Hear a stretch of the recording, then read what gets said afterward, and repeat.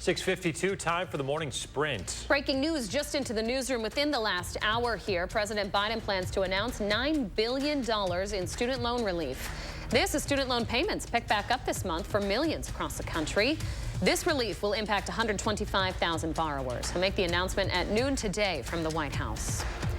Former President Trump will be back in court today for a civil trial on alleged fraudulent business tactics.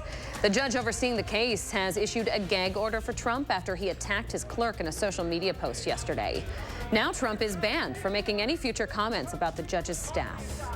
The U.S. House and its Republican leadership is in chaos this morning. Hard-right conservatives orchestrated a move to remove Congressman Kevin McCarthy as Speaker of the House, and it worked. The move was led by Florida Congressman Matt Gaetz, who said McCarthy repeatedly went back on the deal that he made with conservatives in his bid for the gavel in January.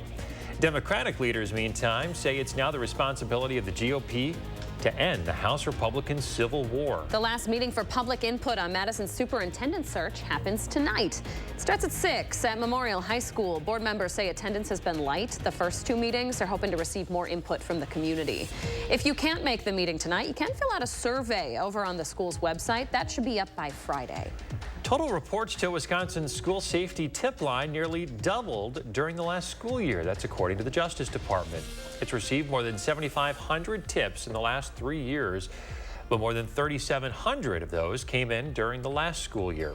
Concerns that students call about include threats of violence, drug use, and threats of suicide or harm.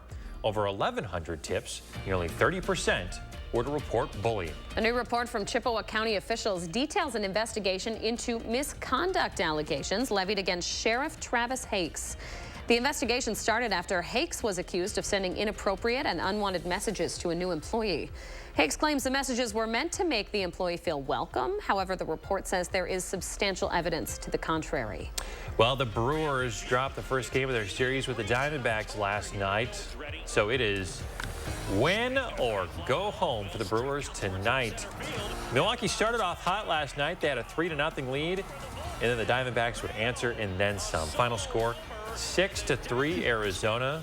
The Brewers, yeah, still in it. They'll have to win tonight. First pitch is scheduled for 6 o'clock. The man behind the famous Green Bay Packers G logo has died. Back in 1961, John Gordon was an art student working as an assistant equipment manager for the team. At the time, head coach Vince Lombardi was looking for a Packer helmet logo. That's when Gordon went to work. He later went on to be an adjunct professor at St. Norbert College in De Pere. He died Saturday after a long battle with Alzheimer's. He was 83 years old. A judge in Waukesha is blocking a school district's policy of allowing students to change their name and pronouns without parental consent.